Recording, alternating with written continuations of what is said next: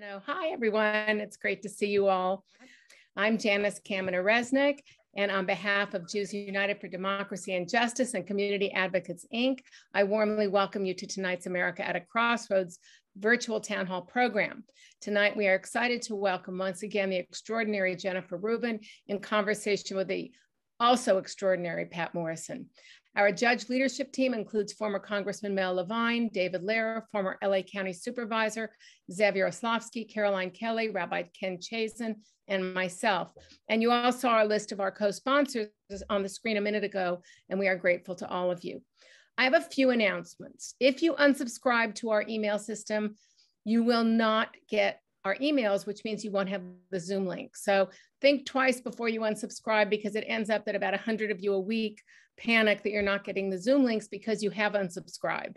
I can resubscribe you. You can't resubscribe yourself easily, but if you send me an email, I will be happy to do it. But please try not to do that if you expect to get the links. Thank you for the donations. They keep us going. The money is spent only on our direct costs related to our programming. We have no staff costs. We are all volunteers, and all of your emails come directly to me. So, and some of them with David's emails go to David. So just the two of us responding to you, and we always respond promptly. But we are trying to, we're always happy to help, but if you can avoid unsubscribing, it really helps a lot. Full unedited recordings of all of our programs can be found on our YouTube channel and on our websites, and easy to use link is always provided in any email that David or I send. Most of our audience, those that aren't new tonight, most of you are not, but welcome to those who are. You know that we work hard to bring a variety of perspectives to this weekly town hall series. We try hard to avoid the echo chamber effect. While all of our speakers are pro-democracy and oppose voter suppression and authoritarianism, we don't all agree on every issue, and that is exactly the point of this series. If you don't agree with our speaker, our expectation is that you not use our Q&A function to express that disagreement, only to ask questions, and to do it kindly and with great tone. We really appreciate nothing rude on our Q&A. Our guests see everything you write, and our Q&A function is for questions. We urge everyone to be respectful of that request. We really appreciate our audience because you all understand the importance of being informed and not just hearing a singular perspective on all these different important policy issues that we bring to you each week. We hope all of your all in attendance who celebrate had wonderful holidays, and now that holidays are in an hour or so, they'll all be over. And it's been a wonderful holiday season for those of you who do celebrate. I hope you also had a great time. Next week, we have the unique opportunity to hear from Senator Joe Manchin of West Virginia. There might be only one or two more powerful people in Washington right now, especially this week. Given what is pending in Washington and what we will be watching unfold in the coming few days, we could not be having Senator Manchin join us at a more consequential time. So you'll be able to ask your questions, pose your questions kindly, and we will have a great conversation next week, moderated by Warren Olney. David will tell you about other upcoming programs, but I just wanted to remind you to register for October 27th, when we will have a chance to hear from George Will, and we love your early registrations. It helps us get you your Zoom links with plenty of time. Now my terrific colleague and friend, David Lehrer, will share a bit more about a couple more of our upcoming programs. David? Thank you, Janice. The programs sound wonderful. Welcome back to everyone to America at a Crossroads. If ever there was an apt title for one of our discussions, this is the program and this is the time. This week, the nation is indeed at a crossroads, and we are right in the midst of it tonight and tomorrow. And as Janet noted, our guests this week and next have a lot to say about where we have been and where we are likely headed. In the next few weeks, we will further explore the dynamics of Washington and politics today, both here and abroad. From the Supreme Court's upcoming docket on October 13th with Professor Rick Hasson and Dahlia Lithwick, to the challenges that all democracies are facing with Harvard Law School's Noah Feldman, to the always insightful analysis, as Janice mentioned, of George Will in 4 weeks. The great discussions just keep coming, and we hope you will too. And now to introduce this evening's guest and moderate our discussion, one of our most frequent hosts, the winner of Pulitzers, Emmys, and Golden Mikes, and the only guest or moderator we have had with a hot dog named after her at Pink's famous 82-year-old hot dog stand in Hollywood, the Los Angeles Times' Patt Morrison. Pat? David and Janice, thank you both so much. And I appreciate the vegetarian hot dog plug is especially welcome. Not since the suffrage movement got women the vote 100 years ago have women become such a single formidable force in American politics. As you will find out from the author of this book, a last bulwark against an authoritarian president who proved to be unfit as a statesman and as a person. Jennifer Rubin's book, How Women Saved Democracy from Donald Trump, Resistance is the title. That was the subtitle. She writes a reported opinion column for the Washington Post. She's a commentator on MSNBC, and she spent 3 years with Commentary Magazine before joining the Post. Also had a law practice, lives in Washington, and is the mother of 2 sons, which I'm sure has factored into many of her decisions and how she's chosen to write this book and the approach that she's taken and how it's informed her writing. So Jennifer, thank you so much. Thank you. This book was a flashback in terrifying ways, but it also positioned the future in a very hopeful way. Is that how you started writing this book, is the way it ended up? It really wasn't, because I think at the end point, at least, I expected the work to be done. We had gotten rid of Donald Trump, he had lost the election, and democracy was saved. But of course, that was premature and naive, because what we've discovered is the fight goes on. And if there is some silver lining to have done this book at this time, it's that I think it provides a bit of a roadmap to how we continue to fight for democracy, how we continue to make alliances across partisan spaces and to defend those aspects of America that are essential. It's inclusiveness, it's the rule of law, democracy. And I think the lessons that we learned in the Donald Trump era are particularly important because the Republican Party really has not changed. And in fact, I would argue that they've gotten a bit worse since he left and since January 6th. So I think if the message of the book is every generation must rise to save democracy and that democracy is a participatory sport, that is perhaps a good message for us as we continue on into the future. The title Resistance sets the bar high because, of course, we associate it with World War II and the resistance to fascism. It is. And although people have resisted using the F word, I actually think it's become increasingly apt. I think when you begin to use force, physical force, as an instrument of statecraft, when you defy independent courts, when you create a cult of personality, when you create a propaganda echo chamber, these are the attributes of fascism. And the process of grandizing power to the executive, the process of diminishing the press, of really attacking the entire notion of independent truth are the telltale signs of a fascistic movement. And I don't say that with any relish whatsoever. I think this is a critical time in our country's history, and we cannot afford to have one party that is not small d democratic. We need 2 parties at least that are democratic. And my concern for the party, for the country continues. You begin the book with election night and the morning after, November 2016, with the horror and the shock that resonated certainly for Democrats and especially Democratic women. Was it different for Republican women, the reaction to the results that said that Donald Trump is going to occupy the White House?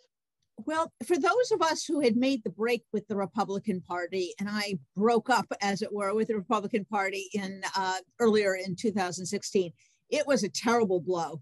And in a sort of a humorous way, I kind of told myself, gosh, I finally vote for a Democratic president and they lose after all this time. So it's strange, but it hit me in some ways, I think, as hard, if not harder, than people who had been in the party for so long.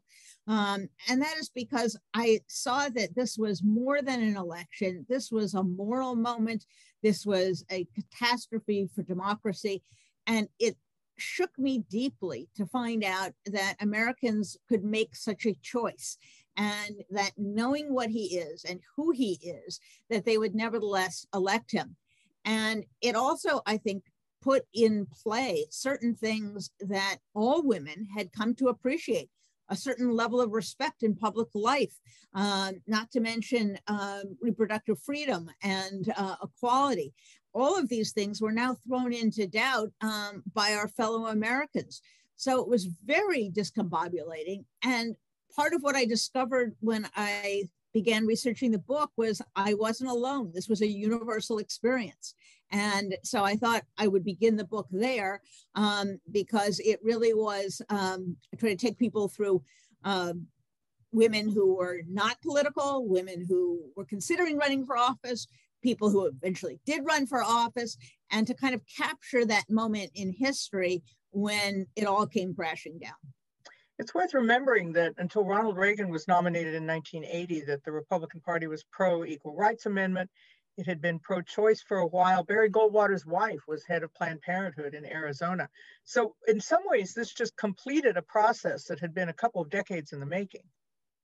It was certainly the continued radicalization of the Republican Party, but it was also something different. Even Ronald Reagan, even George, both Bushes, believed in a fundamental democratic compact, that America was something more than simply the exercise of winning elections and holding power, that there were democratic norms one had to respect, that one didn't denigrate our intelligence community, our armed forces to a foreign adversary, that we respected courts, that we respected the Justice Department as an independent prosecutorial function. These assumptions, regardless of what the policies were, held until Donald Trump. And so this was not only a magnification of the extremism on policy issues, but it was a whole different kettle of fish when we were now faced with a president who did not have the interests of the country at heart, who saw the presidency as a racket, as a money-making operation, and who had so little conception of what the presidency is for, how it's constrained, and what his obligations are to the country. And so I think even for those who would have been happy with one of his competitors in 2016, the shock of him and what he represents coming to office was tremendous. Again, reading your book, I was reminded of how many women found common cause in this election. The alarm over the anti-Muslim immigration policies, people, women and men showing up at airports to protest that and making things happen. This was almost as if women had rediscovered some common cause after a split across the political spectrum, which even in the 2016 election saw white women voting slightly for Hillary or for Donald Trump. Right.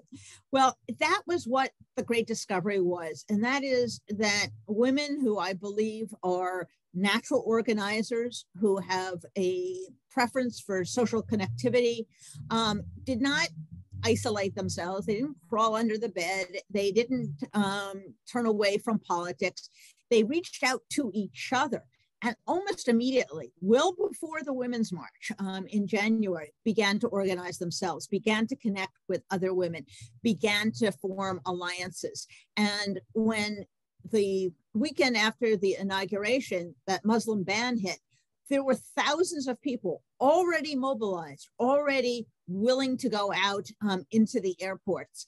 And I think it was a true groundswell of grassroots fire from the bottom up. Now, some women who organized had places of large authority, large importance in existing organizations, whether they were think tanks, whether they were organizations like Emily's List or NARAL. But many of the women who I looked at and who I drew such inspiration from were women who were either stay-at-home parents or they had other professional lives. They had voted in most elections, but they had never identified themselves as being political. They had never engaged in politics. They considered it a spectator rather than a participatory sport. And suddenly they were thrust into a moment in which they realized, oh my gosh, it's up to me. I've got to do something. We've got to do something.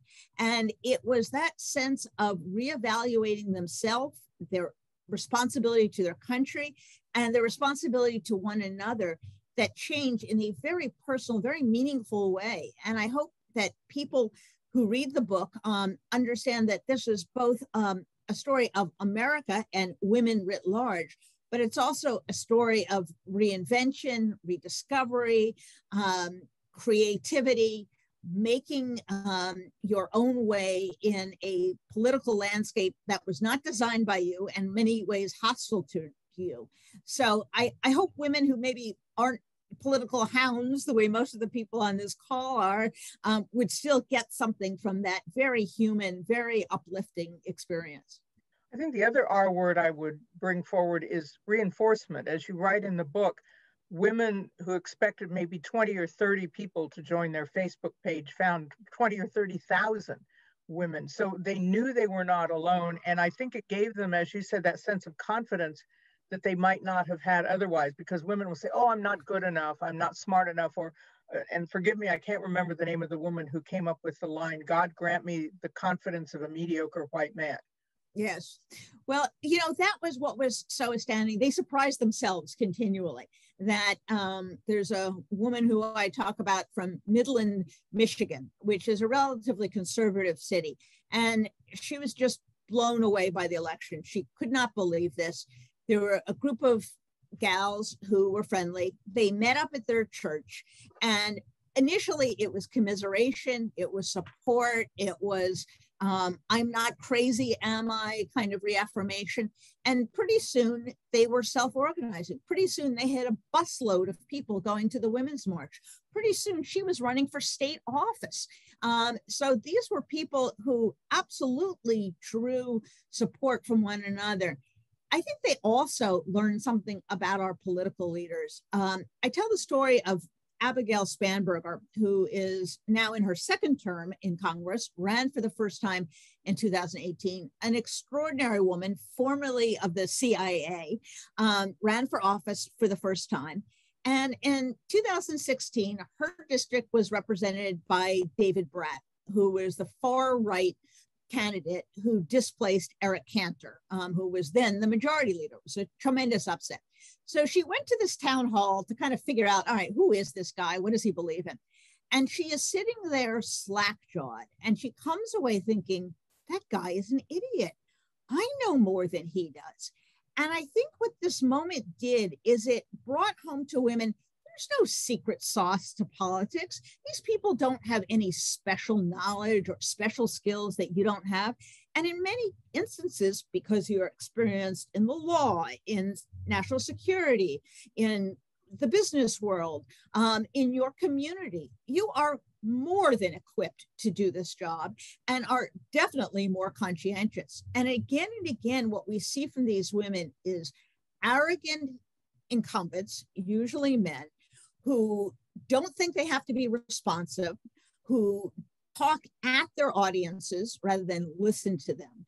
And these women were appalled. They thought that politicians were supposed to be people who cared about their country. And lo and behold, not only is Donald Trump a problem, but they see all of these politicians around them who are really not doing their job. And this inspires them to do it themselves. If you don't like what you got, I guess we're going to have to do it ourselves. And so they ran for office. And the class of 2018 was extraordinary in the number of first-time candidates. The last time we had a big influx of women was 1992, the so-called Year of the Woman. Many of those women, however, had been in politics before. They were mayors, they were city council people, they were state representatives. This time you had many women who had never held office at all. And that's what I think the Trump earthquake, the Trump shock did, is it told women of all stripes, you can do this too. And for women who had an ethic of public service, it really resonated with them that it was up to them. that their country needed them, that democracy was not going to save itself, that they better get out there and start working. And they did. From that level, from the school board, assembly member level, we go to the presidential stakes, in which you saw in 2020 a field of phenomenal women, not just one woman, but for the first time, many women, women who had national stature, women who held positions in the Senate of the United States. And to look at that race now and to realize how phenomenal it was, but at the same time, the hill that each of them had to climb, not just as candidates, but as women, came through profoundly in your book. Yes, that was fascinating. I think these women came into the election with a handicap that wasn't apparent to me when it first began. And that was that two things were true. One, there was a collective consensus, out of where, I'm not sure, that the reason Hillary Clinton lost was because she was a woman. The press reported it that way. Democrats perceived it that way. And the second assumption was, we cannot have a second term. We must beat Donald Trump. And out of those two phenomenons came a very skewed conclusion, which I tried to write about at the time. I tried to dissuade people, not fortunate. And that was that they needed a safe candidate. And that safe candidate would be a white male. This is understandable insofar as when the first member of a previously discriminated group or a previously non-represented group does something and fails, the inclination is to attribute it to that category rather than to anything particular about that person, whether it's a person of color, whether it's a woman, whoever it might be. So that's simply a phenomenon of the way I think our brains are constructed to work. But it was also this conclusion that America had somehow permanently turned thumbs down on women, and that we couldn't risk having a woman. This would be a great handicap. We would be cutting our own throats if we had a woman. We needed to go get a white guy, and that white guy was going to go win back all those men in diners that we kept reading about, the infamous diners. And of course, this was nonsense. There was any number of coalitions, any number of groups that Democrats had to win back or they had to win, and they weren't necessarily white men. And eventually they weren't white men. That's not how Democrats won the election in 2020. So it was supposition on top of supposition on top of supposition. So these women came into the race with a huge handicap. And I analogize it to, you know, if you have kids and you have those posters you put in the room of all the presidents of the United States, and you have to get to the very bottom, usually the right corner, and finally you have a black man. None of them are women. There's one black guy. And the entire frame of American politics for the presidency is white male. Anything else is a diversion, is a risk, is too chancy for Democrats. And so women came in with a natural, I think, skepticism from many voters that they really never were able to overcome. And the irony of this is, of course, Kamala Harris, being a woman of color, had two strikes against her. If you want risky, well, that's risky. As soon as she was put on the ticket, she was celebrated. Look at all these people she's going to bring into the party. She's going to turn out all these women in metropolitan areas. Suddenly she becomes an asset. How did that happen? How did she go from someone who was too risky to someone who was a magnet for voters? And this was, I think, the conundrum that this group of very talented women faced. They also had that persistent double standard about their qualifications. They were much more qualified than, say, people like Pete Buttigieg or who's the Texas congressman who jumped on tables. Yes, Beto, right, Beto, right. And years ago, I was covering Hillary Clinton when Bill ran for president, and we were in an airport bathroom once and started talking about the vocabulary, the double standard. You know, a man is forceful, a woman is aggressive, a man is outspoken, a woman is shrill. And you saw that play out even in 2020. They were not qualified enough. They were not charismatic enough. A resume is not enough. Being nice is too nice because then it looks like you're a weak woman. So talk a little bit about how that dynamic played out in the race. I was stunned, frankly, because a lot of this was press driven. and being a member of the press that has a fair number of women represented, I was stunned that these same old tropes came back again and again. And my least favorite of these, the worst of them, was the likability issue. You see, Hillary didn't win because she wasn't likable, as if Donald Trump was likable. And of course, the person that they sort of most set their sights on was Elizabeth Warren. She wasn't likable enough. And the standard of likability, of course, is never applied to men. Was Bernie Sanders likable in some sense? He was an irascible. He was the guy who was screaming, "Get off my lawn!" You know, the neighbor, "Get off my lawn!" But it was regarded as the cute grandpa thing. Correct. Correct. He wasn't shrill. He wasn't rude. He was just eccentric. It's Bernie. Isn't he great?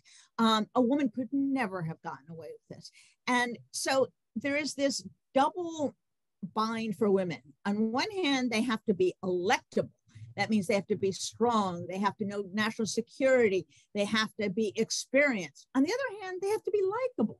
So maybe not so forceful, maybe not so confrontational. And of course, we saw this almost immediately, and it came back to haunt her to some degree in the vice president's selection process, when Kamala Harris had the nerve to aggressively question Joe Biden. This was unheard of. Oh my gosh, she's being aggressive. She's an aggressive woman. She's an ambitious woman. As if men had not competed very forcefully in very strong terms. George Bush called Ronald Reagan's economic plan voodoo economics and was chosen as the vice president. But the standard and the room for error is very small. And you talk about the lack of qualifications. There is also a certain vocabulary, a visual vocabulary, if you will, of campaigns. The guys go duck hunting. The guys go and get a beer. What is a woman supposed to do? Not shopping, because we saw what happened with that. Exactly. And so there are certain structures that people would allow for a man that they would not for a woman. If you remember early on, speaking of Beto, remember he took like YouTubes of himself going to the dentist, going to the barber. And I thought to myself, imagine if any of these women senators did a YouTube of her at the beauty parlor. What would they say? The Twitter sphere would explode. And likewise, later on in the race, when Kamala Harris, as part of a buy local day, to frequent local merchants, went in to do some shopping and purchase something, the shrill reaction of male journalists that, oh, this was frivolous, and why are the women covering her, becoming so informal and commenting on all of this? This was, not serious stuff, as if duck hunting is serious stuff. So they constantly have to define and redefine themselves. Kamala Harris had a great way of putting this. She said she would do an exercise sometimes with her staff, and she would ask them to close their eyes and imagine the boy next door. What image came up? It would be like a Buttigieg or maybe a Beto, this clean-cut white kid, friendly. Maybe he'd been on the football team. He was just the guy you needed. Great dad, but a white, straight guy. How do you explain, what nomenclature do you use? What shorthand can you use to describe someone as unique, as diverse as Kamala Harris, who's a child of immigrants and African-American and Indian-American and a former prosecutor? There's no little buzzword that she could be fit in. And when you have to spend so much time explaining yourself and justifying yourself in the race, you're not doing an effective job of really competing with the other candidates and telling them why it should be you, not them. You're still back explaining them.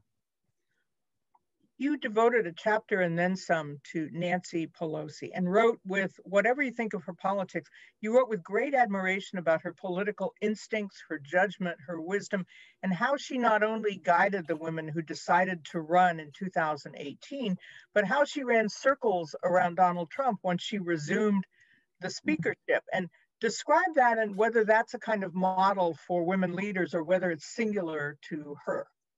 She is a force of nature, and there are very few people in politics or outside of politics who are as good at their job as she is at hers.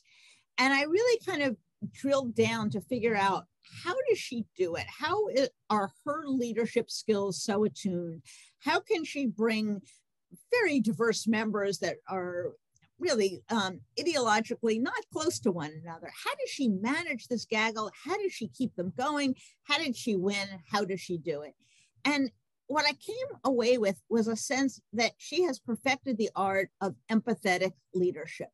She gets to know these people. She knows who they are. She knows what their wives do. She knows where they live. She probably knows the statistics from their home district better than they do. So she understands what everybody needs, what everybody wants, and therefore she can figure out how to put it all together and really what people can accept and what they can't.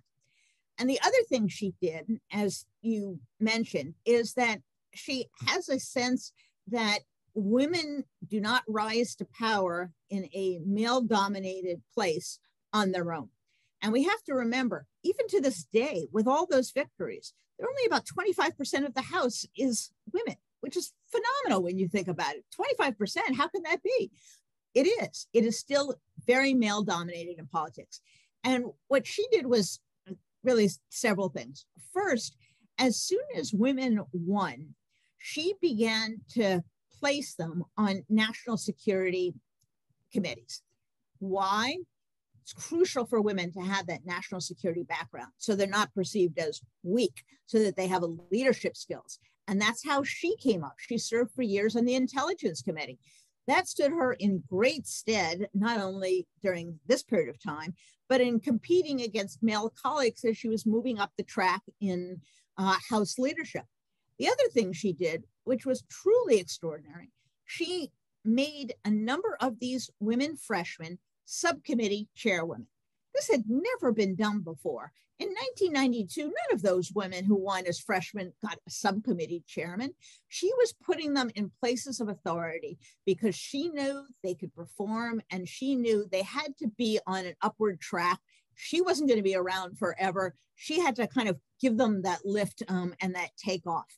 And I think her understanding both of the challenges that women have per se, and also of the diverse interests and nuances of her group, make her particularly powerful. Now, as far as her relationship with Donald Trump, I came in with a theory of the case, which she said was not true. My theory of the case is Nancy Pelosi has 5 children, 9 grandchildren, and knows a spoiled brat when she sees one. She said that was not the origin. It was not her ability to handle a temper tantruming child. Rather, she says, there were 2 things. One, she knew her own power. If you remember that first interchange in the White House, she said, don't question my authority, Mr. President. I come with the confidence of my people. She owned her power. She was not going to be intimidated by him. And she knew that she belonged in that room and that she was the most powerful woman in America. And the second thing was that she knew he was nuts. And she said this, rather openly. She knew there was something not there that was wrong. She knew he was not capable of the job. He was unfit. He was intellectually, ethically, psychologically unfit. And he knew that she knew. He was never going to bluff his way past her. He was never going to con her into thinking he knew more than he did. And that gave her a certain power and a certain stature that many men were just never able to acquire with him. And she was never intimidated. And, we now have these iconic images of Nancy Pelosi in the red coat coming out of the Oval Office, putting her glasses on. So I asked, was that planned? Like, did you pick out that coat? She said it was the first clean coat I could find in my closet. Whether that's true or not, I don't know. But, or standing over the table in the cabinet room, pointing her finger at him. This is a picture of confidence. She is always exquisitely attired, beautiful in composure, but she owns her power. She occupies her space. She holds her head up. She looks these people in the eye, and women, particularly young women, can learn a lot about leadership by body language, a sense of owning the room and being in the room because you deserve to be in the room. And she was a fascinating person for me, and remains so to this day. We'll get to some of our viewers' questions in a few moments, but I'm wondering if you can talk about the state of women in the Republican Party now. As you pointed out, Republican women almost disappeared from Congress, lost seat, and you have to wonder, are Republican women splitting their position vis-a-vis the party like you? Are they going along with the Donald Trump agenda, or as you described vividly and very amusingly in the book, that candidates would go out to canvass for votes or for money, and if the husband answered the door, sometimes he would say, no, we're not interested, but the wife was behind going, yes, you have my vote, you have my money. Right, exactly. Which was a lovely anecdote. So are Republican women in any significant numbers backing away from what looks to be the doubling down on the Trump agenda, which has riled a lot of people because it damages children, it damages people who need medical help, Medicaid, things like that, and saying, I just don't want to be part of this? Right. It's a very nuanced picture. Certainly, there are a group of women, you see this anecdotally, and I tell their story in the book, and certainly you saw it in the exit poll numbers. Many white, college-educated women have moved past the Republican Party. They either have kept their party registration, but they voted for Biden, or they left the party entirely. And you see that among this group, white college-educated women, Biden did better than Hillary, actually, which was astounding in some respects, but he did. That's not the case across the board. And you really have to look at all of the cross currents in our politics to understand that there's no one woman vote. If you look at Southern evangelical, white, non-college educated women, they vote like their male counterparts. And people say, how can that be? How could they, go along with this guy? And the answer is they marinate in the same right-wing propaganda. They have come to believe that elitists and urbanites and foreigners are out to destroy America, that Christians are victims. All of these belief systems that have fueled the Trump movement and which he exploited, women are not immune from them. And in the South and in parts of the North as well, non-college educated white women remained with Donald Trump. And this is a problem going forward for women and for the Democracy Alliance, because you have to be able to marshal as many people in as many different settings as possible. Latino women actually voted very heavily for Biden. We've heard a lot about the Latino vote that Trump did so well with, but actually Latino women, Biden did very well with.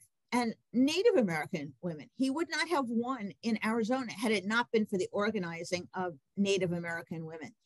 So you have to really begin to break it down and see all of the cross currents that are education, geography, religion, and it doesn't all come out the same. And I think it's a lesson for political organizers that you cannot have a singular model of what the woman vote is. And you have to be able to appeal to women in various settings of various beliefs. And I think one of the ways you do this is to elevate politics to the level of values. And that really worked for the resistance. When women observed the child separation policy, that was a visceral moral reaction. They didn't say, well, my preferred immigration policy is XYZ. They had an emotional, visceral reaction. That became a question of decency, a question of kindness, a question of family. And when you can elevate the conversation above a policy level to matters of values, then you have a chance to attract women who might not agree with you on a lot of policy issues, but the values are there, and that resonates a lot for them. And I think sometimes Democrats fall in love with their policies, and they think simply because they have terrific policies. Hillary had terrific policies. Elizabeth Warren had a policy for everything, that alone is going to get you where you need to do. And particularly for president, but to a degree for all offices, people don't necessarily vote with their heads. They get an image of the person, they relate or they don't relate to the person. And you have to reach people in a non-rational, non-linear way, as well as making policy arguments. Now that there's a Democrat in the White House and the Democrats have barely held on to both houses of Congress, it seems like the fight is shifting to the states. You have states that are Republican-led who will not extend Medicare, who will not impose any kind of mask or vaccination mandates. And most notoriously in Texas, a bounty being put out on people who help women get abortions. That doesn't seem like a way for the Republicans to reach out and embrace women for their policies or even that kind of gut level reaction that you were talking about. So the fight is harder in a way when it's this diffuse. What happens now? Well, it's a fascinating question. And you've already seen in two instances, Democratic governors essentially running against those types of policies. Gavin Newsom in California essentially was able to run against the COVID policies of Florida and the abortion policies of Texas. And although he was probably going to win all along, he really finally woke up the Democratic electorate in California so that they actually woke up and came out to vote. The same thing is happening in Virginia, where Terry McAuliffe is running against someone, and he is basically tying him to Trump and to Texas and to Florida, because these are radical policies that go well beyond the normal partisan lines. People do not like the idea of spying on women and turning them in, or giving an abusive ex-boyfriend leverage over them, or giving someone in a custody fight a cudgel to use against women. This is deeply offensive. And I just saw a poll out today from Quinnipiac, about 70% of Texans don't like this law. So it has so deeply offended people that there is an opportunity for Democrats to kind of rally around and to point to the extremism. The difficulty is to keep people engaged. People are tired. I get that. They've gone through 4 years of Donald Trump. They've gone through COVID. They've been homeschooling their kids and working and doing everything else that they have to do in their lives. It's exhausting. And I get that. But that's the challenge, is how do you keep people in the game? How do you keep them motivated? And how do you convince them that democracy is still at risk? We haven't weathered the storm yet. As you write today in your column on that point, what if a high percentage of Republicans care more about destroying a Democratic president than avoiding a debt debacle? What if they care more about conjuring up fear of tyranny than protecting the lives of children? What if they care more about returning their cult leader to power than they do to preserving the sanctity of elections, which argues that this is two groups are fighting for two different things? Yes, they are. We really do not have, and this drives me insane about the press coverage, we don't have two parties, and we shouldn't be treating them as Tweedledee and Tweedledum. Republicans say X, the Democrats say Y. We have one party that is not buying into democracy. They don't consider elections to be inviolate. They don't consider the rule of law to apply to their guys. They don't consider it their obligation to be stewards of the full faith and credit of the United States. They are in it to be destructive. They're in it to rile up their base, to make sure their base feels like they are victims. They are in there to become media stars in the right-wing constellation of outlets. And they are not playing the same game. They are not into problem solving. You know, there was a time, and it wasn't too long ago, where you had a Republican running for office and a Democrat. They differed greatly on the issues, but they were kind of in the same game. No one thought Mitt Romney was out to destroy America when he ran. No one thought John McCain was out to destroy America. You could have liked his policies, not liked his policies, but these were patriots. They cared about America. They would never incite violence. They would never try to wreck the electoral machinery of democracy. That has changed. And we have one party that has gone down a very, very dark road. And, you know, you might have a Liz Cheney or an Adam Kinzinger, but they are the distinct minority, and they may not even survive this next election. So we have a real problem.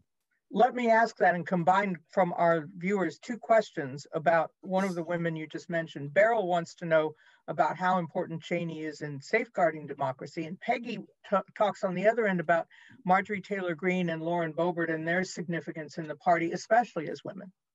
Yeah, you know, as we said, women are not immune from this unhinged, nativist, know-nothingist movement. And those 2 women are 2 of the worst of the worst. So there's no halo around women that prevents them from being bad actors in this. You know, Liz Cheney is a fascinating case because I think if you had looked at this, you know, from a distance of a few months and you said, who would have been the one to hold the line? Who would have been the one that would have challenged at a fundamental level the patriotism of Donald Trump and of her party? I would not have guessed Liz Cheney.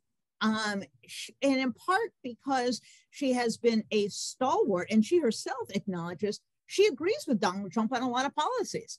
Now, that may be an anathema to many of the people who are watching that, but think about how difficult it is when you do agree.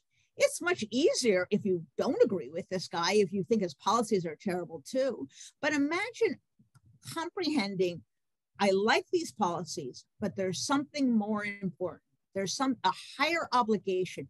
We can't get to policies if we have someone in the White House who doesn't believe in democracy. We can't have a speaker in the House who toddles over to Mar-a-Lago to get instructions.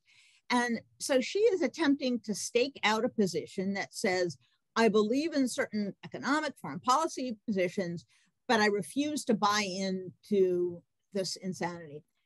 The difficulty for her, I think, is that she comes up against certain contradictions. If she is working to elect Republicans to the House of Representatives, she is working to put Kevin McCarthy in the speakership. That's what happens when they get a majority. They're going to pick him or someone equally bad. What does she do when it is obvious that these phony audits, that the rules being set up are designed to overthrow election results? She's been very resistant to federal voting rights protections. Really? Is she now going to continue to support the position that states should be able to do whatever they want?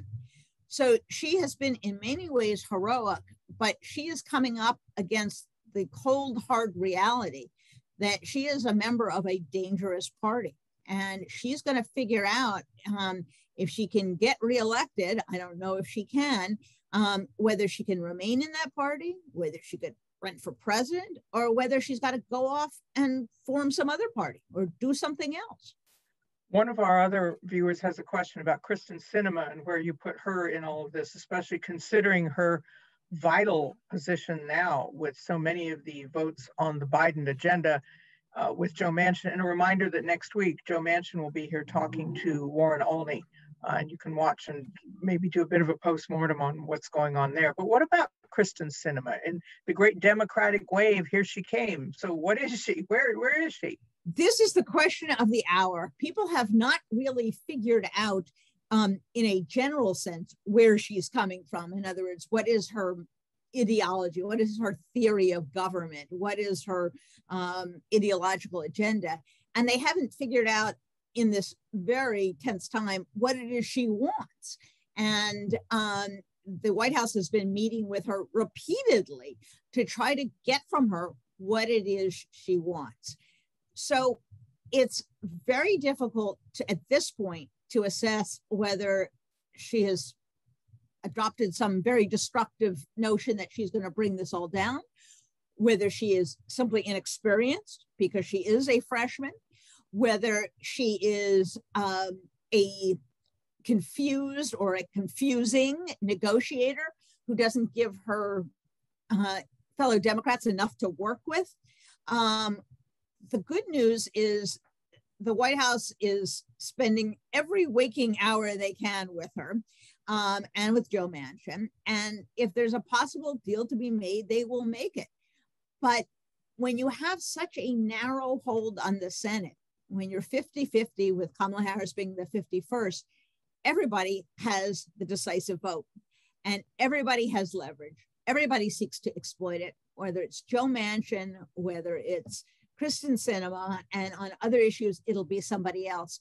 Everybody gets to have the final say on something. And that's a tremendous burden for leadership. I do not envy in the least Chuck Schumer as he's trying to herd these cats.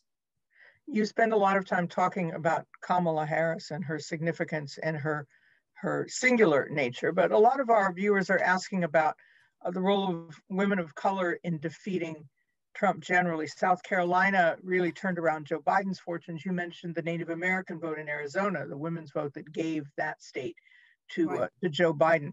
And for so many years, people of color, women of color have complained that they were taken advantage or they were taken for granted by the Democratic Party. Is that changing with Kamala Harris? Is the nature of the Democratic Party's relationship to women of color changing?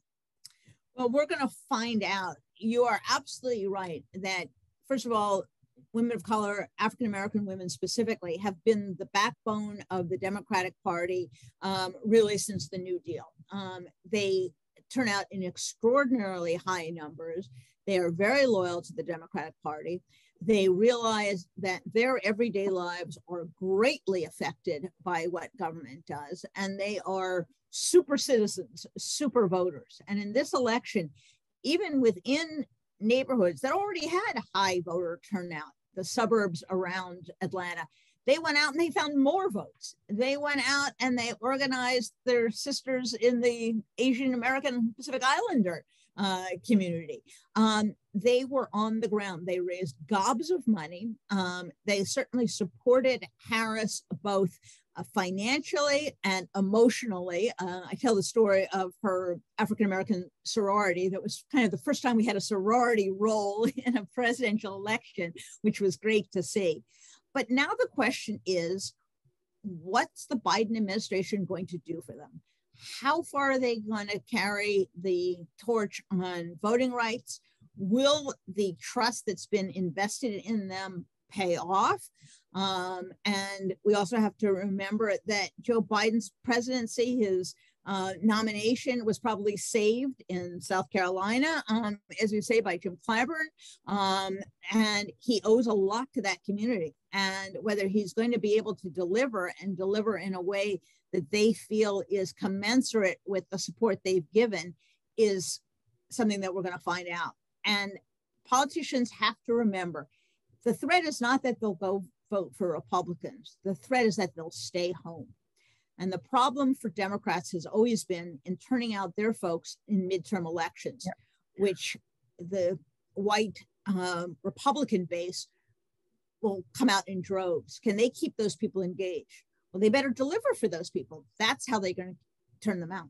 Before we have a wrap up from you, I do want to ask what you think will be the next battlefield to get women turned out with the kind of energy and interest and even outrage that we saw in 2016, 2018, 2020?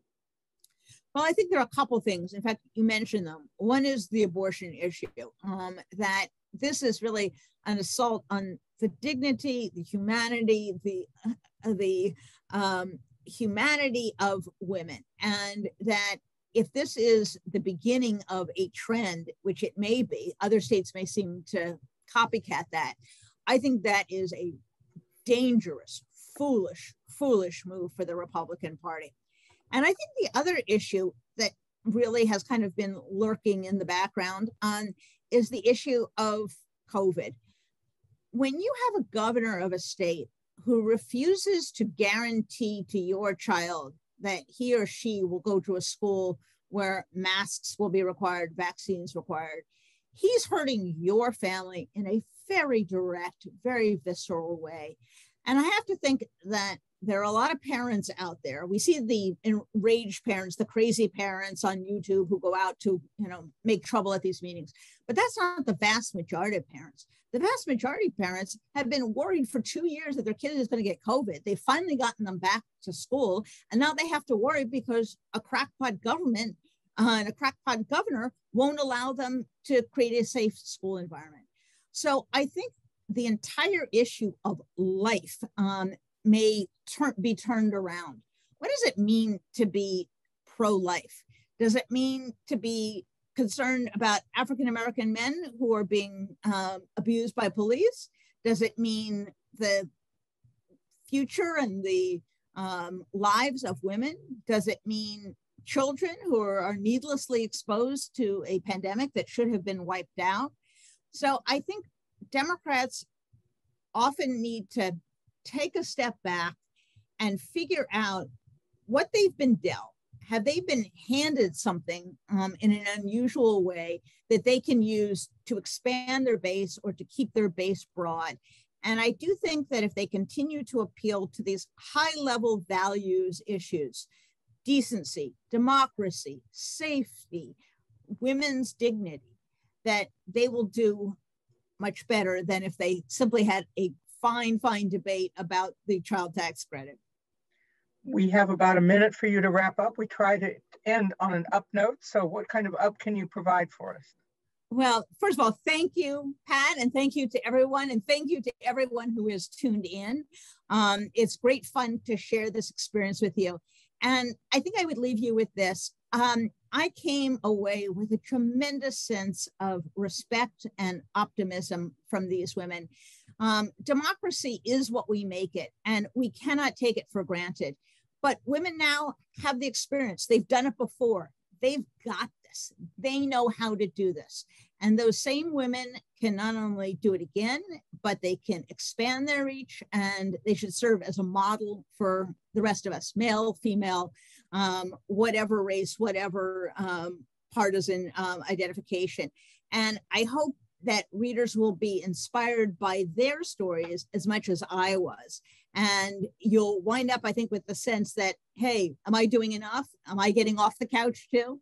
So I hope that you come to admire and respect these women as much as I did. It was just a pleasure hearing their stories and being able to tell their stories. And I will say the book was a journey from despair to hope, which is something that you can't always say about books in this genre in this period of time. Very true. Jennifer Rubin, the Washington Post columnist, is the author of Resistance: How Women Saved Democracy from Donald Trump. Thank you very much for joining us again. Thank you to the audience. Thank you to the organizers. You can subscribe and support their work here as you see the website and the links there. Next week, a reminder, Senator Joe Manchin will be here talking with Warren Olney. And after the events of this week, they will have a great deal to talk about. So thank you for joining us again, and we will see you here, I hope, next